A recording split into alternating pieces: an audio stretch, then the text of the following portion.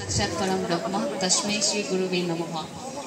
प्रथमे प्रतिगराकी आचार्य आचार्यालय नमस्कार। সকলো কুশলে আছেনে আপোনালোক? আসলতে আজি এই অনুষ্ঠানটিলৈ মই ভাষণ দিবলৈ বুলি অহা নাই। প্ৰথমে কওঁ যেহেতু মই শংকৰদেৱ শিশু বিদ্যা নিকেতন বৰদলনিৰ এগৰাকী ছাত্ৰী আছিলোঁ। মই শংকৰদেৱ শিশু বিদ্যা নিকেতন বৰদলনিৰ পৰা মই উত্তীৰ্ণ হৈছিলোঁ মোৰ হাইস্কুল শিক্ষান্ত পৰীক্ষা। গতিকে এই যে শংকৰদেৱ শিশু বিদ্যা নিকেতন বুলি কোৱাৰ লগে লগে এটা আবেগ আছে। সেই আবেগটোৰ বাবে আচলতে ঢকলিয়াই আহিছোঁ অকণমান সময় স্মৃতি ৰোমন্থন কৰিম বুলি। কাৰণ আচাৰ্য আচাৰ্যাসকলৰ সন্মুখত ইমানখিনি কথা কোৱাৰ সেই সাহস মই এতিয়ালৈকে গোটাব পৰা নাই, সেই যোগ্যতা মোৰ নাই। গতিকে মই প্ৰথমে ক্ষমা বিচাৰি লৈছোঁ যদি কথাত দুই এটা ক'ৰবাত ভুল হয়। আচাৰ্য আচাৰ্যাসকলে সেয়া ক্ষমা কৰি দিব যে এগৰাকী প্ৰাক্তন ছাত্ৰী হিচাপে মই ধন্যবাদ জনাইছোঁ প্ৰতিগৰাকী অভিভাৱক অভিভাৱিকাক যে অসমত বহু বিদ্যালয় আছে। সেইসমূহ বিদ্যালয়ৰ পাছতো আপোনালোকে শংকৰদেৱ শিশু বিদ্যা নিকেতন আপোনালোকৰ সন্তানৰ বাবে আপোনালোকে বাছনি কৰিছে। এই কথাটোত বৰ সুখ অনুভৱ কৰিছোঁ, ভাল লাগিছে আপোনালোকে সেই সিদ্ধান্ত লোৱাৰ বাবে। আৰু শিক্ষাৰ্থীসকলক অভিনন্দন শুভেচ্ছা জ্ঞাপন কৰিছোঁ প্ৰতিগৰাকী ছাত্ৰ ছাত্ৰীক যে আপোনালোকে ইয়াত মই যিহেতু অকণমান বয়সত সৰুৱে হ'ব মোতকৈ, গতিকে ছাত্ৰ ছাত্ৰীসকলক মই তুমি সম্বোধন কৰিম। তোমালোকে শংকৰদেৱ শিশু বিদ্যা নিকেতন মৰিগাঁৱত তোমালোকে বাছনি কৰি লৈছা তোমালোকৰ স্কুলীয়া শিক্ষাৰ বাবে। গতিকে এই বিদ্যালয়খনত তোমালোকে যি পাবা সেয়া মনত ৰাখিবা। পৃথিৱীৰ কোনো প্ৰান্তত তোমালোকে কোনো বিদ্যালয়ত কিন্তু তোমালোকে সেয়া নোপোৱা। আজি এই অনুষ্ঠানটিত এটা বিষয়বস্তু নিৰ্ধাৰণ কৰি দিছিল মোক। বিষয়বস্তুটি আছিল যে শিশুৰ বিকাশত পিতৃ মাতৃৰ ভূমিকা, শিক্ষকসকলৰ কৰণীয়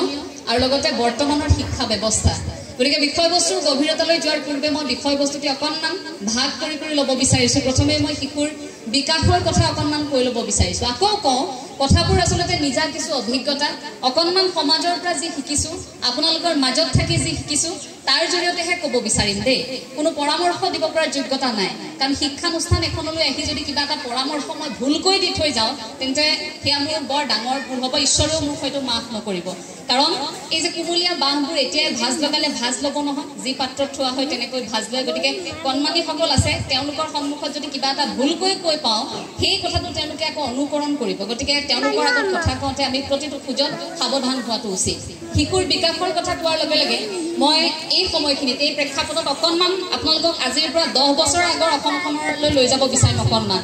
আপোনালোকৰ নিশ্চয় মনত আছে সেই সময়ৰ পৰিৱেশ পৰিস্থিতি কেনেকুৱা আছিল। আজিৰ পৰা বহু বছৰৰ আগত আপোনাক যেতিয়া আপোনাৰ পিতৃ মাতৃয়ে ডাঙৰ কৰিছিল, মোক যেতিয়া মোৰ মা দেউতাই ডাঙৰ কৰিছিল, সেই সময়খিনি আৰু আজি আপুনি আপোনাৰ সন্তানক নিচুকাই থকাৰ সময়খিনি হয়তো তেতিয়া আজিৰ পৰা সেই 10 বছৰ আগত হয়তো মাতৃগৰাকীয়ে নিচুকনি গীত গাই নিজৰ কণমানিটিক খুৱাইছিল। আৰু এতিয়া মোবাইলত ভিডিঅ' দেখুৱাই কণমানিটিক ভাত খুৱাবলগীয়া হয়, কণমানিটিক খুৱাবলগীয়া হয়, অকণমান সময় কাৰ্টুন চাবলৈ দিব লগা হয়। হাতত থকা মোবাইলটো লৈ তেওঁক অকণমান ভিডিঅ' এটা নেদেখুৱালৈকে আপোনাৰ কণমানিগৰাকীয়ে ভাত নাখাওঁ বুলি জেদ ধৰেনে বাৰু? সেয়া সন্তানৰ গাত ভুল নাই, সেয়া ছাত্ৰ ছাত্ৰীৰ গাত ভুল নাই। আমি ক'ব নোৱাৰোঁ ল'ৰা ছোৱালীয়ে ইমান মোবাইল চাইছে, আমাৰ ল'ৰাটোৱে একো নাখায় মোবাইলটো নেদেখুৱালে। এই কথাবোৰ যে আমি কওঁ, এই পৰিৱেশ পৰিস্থিতিয়ে আমাক এনেকুৱা কৰি পেলালে, ইমান বেছি আমাক যন্ত্ৰ সাজি পেলালে যে আমি প্ৰতিটো মুহূৰ্ততে কিবা নহয় কিবা এটা দিশত আমি ভৰসা কৰোঁ। সেই যে মাতৃৰ আকুলতা, আপোনাৰ সন্তান যেতিয়াই ভূমিষ্ঠ হৈছিল আপোনাক যে প্ৰথম মাতিছিল মা বুলি, এই যে সন্তানে ভোক লাগিলে তেওঁৰ আচৰণেৰে আপোনাক প্ৰকাশ কৰিছিল, সন্তানৰ সেই আৰম্ভণি আছিল গণসংযোগ। সেয়াই সন্তানৰ প্ৰথম গণসংযোগ, সামাজিকীকৰণ। শিশুৱে আপোনাৰ বুকুৰ পৰা ওলাই আপোনাৰ স্বামীৰ বা মই বিশেষকৈ আমাৰ যিহেতু মাতৃসকল আছে সেইসকলক প্ৰথমে কৈ ল'ব বিচাৰিছোঁ, আপোনালোকৰ স্বামী বা আপোনালোকৰ মা দেউতা, আপোনালোকৰ সেই ঘৰখনৰ সৈতে লাহে লাহে আপোনাৰ বুকুৰ পৰা ওলাই যোৱাৰ পাছতহে সন্তানটি কিন্তু মূৰ বুজিবলৈ আৰম্ভ কৰে। প্ৰথম আপোনাৰ বুকুত মূৰ থৈ তেওঁ সুৰক্ষিত অনুভৱ কৰে, তাৰ পাছতহে আনসকলক পায়। গতিকে আটাইতকৈ মূল ভূমিকা যদি মই কওঁ প্ৰথমে এগৰাকী মাতৃৰ। আপুনি আপোনাৰ সন্তানক যি শিকাব, যেনেকৈ শিকাব আপোনাৰ সন্তানে কিন্তু তেনে আচৰণে কৰিব। মোৰ মা দেউতাই যদি ঘৰত একেৰাহে কাজিয়া কৰি থাকে, মোৰ দেউতাই যদি মোৰ মাক একেৰাহে উচ্চ স্বৰত কথা কয়, মোৰ মায়ে যদি ভাগৰি অহা দেউতাক ঘৰলৈ উভতি অহাৰ সময়ত এগিলাচ পানী দিয়াৰ সলনি মায়ে যদি গালি পাৰিবলৈ আৰম্ভ কৰে, ক'ত আছিলে দিনটো, কি কৰিছিল, টকাৰ প্ৰয়োজন, আমুকটো কিনিব লাগে, তমুকটো কিনিব লাগে, এই বস্তুবাদী ধাৰণাবোৰ মই যদি দেখি থাকোঁ সৰুৰ পৰাই এটা প্ৰভাৱ পৰিব। লাহে লাহে এনেকুৱা হ'ব, হয় মায়ে যে কথাবোৰ কৈ আছে তাৰ মানে আমি আৰ্থিক সংকটত আছো তাৰ মানে আমাৰ টকা পইচা নাই আমি এইটো কৰিব লাগিব লাহে লাহে শিশুৰ মনত ক্ৰিয়া কৰিব লাহে লাহে এই সৰুৰ পৰা আমাৰ বস্তুবাদী এটা ধাৰণা আমাৰ মনত সোমাই যাব যে আমাক এইটো লাগে আমাক সেইটো লাগে সন্তানক সদায় নাই আপুনি কেতিয়াও সন্তানৰ সন্মুখত নকব যদিও পৰামৰ্শ দিয়াৰ যোগ্যতা নাই এই কথাষাৰ এইবাবেই কৈছো আপুনি যেতিয়া নাই নাই নাই নাই নাই নাই কৰি থাকিব যে আজি আমাৰ এইটো নাই সেইটো নাই টকা নাই অমুক নাই তমুক নাই এই নাই নাইবোৰ কৈ থকাৰ লগে লগে আপোনাৰ চাৰিওপাশে এটা ঋণাত্মক প্ৰভাৱৰ সৃষ্টি হয় এই যে কয় মনটো অকণমান আমাৰ পজিটিভ হৈ থাকিব লাগে ধনাত্মক হৈ থাকিব লাগে বুলি কয় যে আমি যি পাইছো তাতে অকণমান সন্তুষ্ট থাকি ঈশ্বৰক অকণমান আমি ভাবিব লাগে যে তুমি মোক যি দিছা প্ৰভু মই সেইখিনি তেনেকৈ ঘৰখন চলাম মাতৃগৰাকীয়ে ভাবিব লাগিব পিতৃগৰাকীয়েও তেনেকৈ ভাবিব লাগিব তুমি যেনেকৈ দিছা তুমি যেতিয়া সন্তানক আমাৰ কোলালৈ দিছা তেওঁক মানুহ কৰাৰ দায়িত্বটো তোমাৰ আমি থাকিম লগত গতিকে বস্তুবাদী সমাজখনৰ পৰা আঁতৰাই কি প্ৰথম ধাৰণাটোৱে হ'ব আধ্যাত্মিক চিন্তা চৰ্চা লাগিব পিতৃ মাতৃ আৰু তেতিয়াই লাহে লাহে শিশুৰ সেই বিকাশত প্ৰভাৱ পৰিব আপোনালোকে আপোনালোকৰ সন্তানক আপোনালোকৰ ঘৰখনৰ পৰা আনি এইখন বিদ্যালয়ত তুলি দিলে বিদ্যালয়খনত তুলি দিয়াৰ পিছত আপোনালোকটো নিশ্চিন্ত হৈ থাকে যে একো নাই চিন্তা নাই কাৰণ এতিয়া শংকৰদেৱ শিশু বিদ্যা নিকেতনত দিছো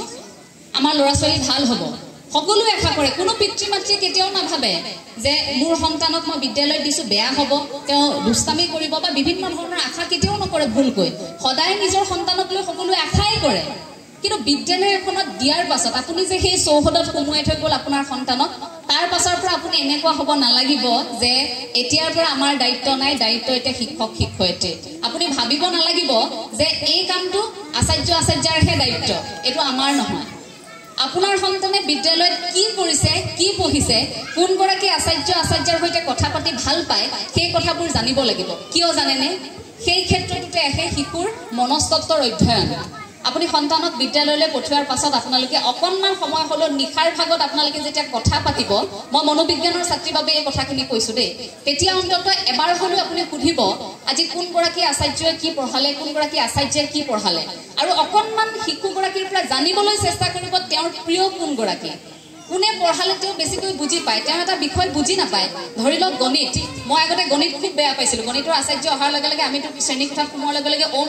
ওম কৰি থাকোঁতে মই ভগৱানক মনে মনে ভাবি থাকোঁ যে আচাৰ্য কিয় আহিলে নহা হ'লে ভাল আছিল আজি যদি শ্ৰেণী নকৰোঁ বুলি কৈ দিয়ে ক্লাছটো মনত এনেকুৱা হৈ গৈছিল আৰু গণিত বিষয়টো বেয়া পাওঁ কাৰণে এনেকুৱা হৈছিল যে মই আচাৰ্যকে বেয়া পাওঁ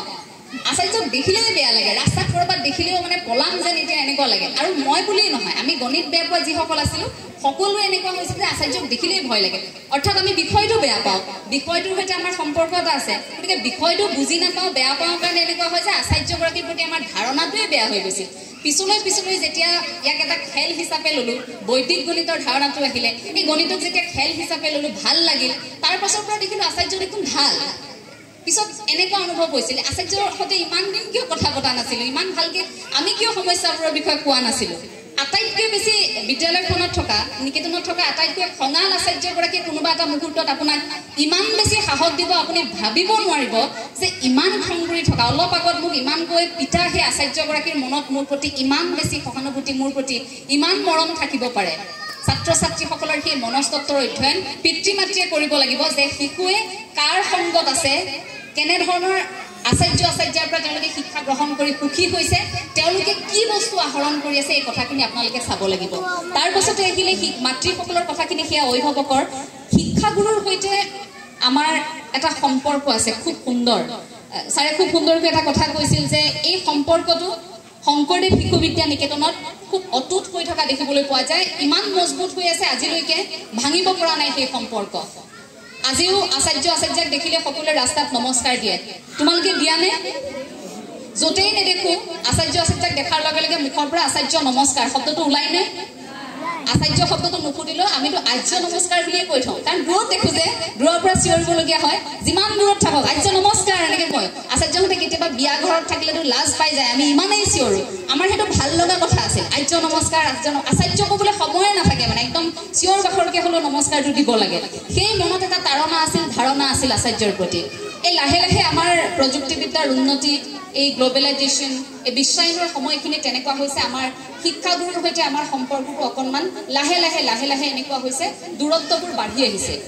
অন্তত শংকৰদেৱ শিশু বিদ্যা নিকেতনত সেই পৰিৱেশটো আমি এতিয়ালৈকে দেখা নাই কাৰণ শংকৰদেৱ শিশু বিদ্যা নিকেতনত আচাৰ্যসকলে শিক্ষাৰ্থীসকলক বুকুৰ পৰা ওলাই যাব নিদিয়ে কিয় জানেনে এই যে পৰীক্ষাৰ আগে আগে আচাৰ্যসকলে এটা দল ঘৰে ঘৰে যায় আপোনালোকৰ ইয়াত যায়নে বাৰু কেনেকৈ পঢ়িছে কি কৰিছে পৰিৱেশটো কেনেকৈ অকণমান বুজিবৰ বাবে যায়নে আমাৰ ঘৰলৈ গৈছিল আমাৰ ঘৰলৈ যাওঁতে দাদা আৰু মই খুব ভয় কৰোঁ শেষ মৰিলোঁ কি বা কথা কৈ দিয়ে মা দেউতাই ঠিক নাই আমাৰ কাৰণে আটাইতকৈ বেছি ভয় লগা মইতো ভাবিছিলোঁ যে পৃথিৱীত সেইটোতকৈ আৰু ভয়ানক কথা একো হ'বই নোৱাৰে তাৰ পাছত ভাবিলোঁ সেয়া দেখোন এটা মানে সাধাৰণ চিটুৱেশ্যন এটা পৰিস্থিতিহে মাত্ৰ আচাৰ্য ঘৰলৈ অহাৰ সমান ভয় একো ডাঙৰ কথা যেন একো নাই সেই ধাৰণাটো খুব মনত আছিল গতিকে সেই মুহূৰ্তত যে আচাৰ্যসকল যে আমাৰ ঘৰলৈ যায় তেতিয়া কিন্তু স্কুলৰ যিগৰাকী আচাৰ্য যেনেকৈ থাকে সেই মনোভাৱটোত কিন্তু তেওঁলোক নাযায় সেইদিনা তেওঁলোকক অকণমান আপুনি পৃথক দেখিব অকণমান যদি আপুনি তেওঁলোকক চাই সেইদিনা আচাৰ্যৰ মুখমণ্ডলত আপুনি যদি আচাৰ্য হয় তেন্তে মাতৃসুলভ এটা স্বভাৱ আপুনি দেখিব যদি আচাৰ্য হয় তেন্তে পিতৃসুলভ এটা স্বভাৱ আপুনি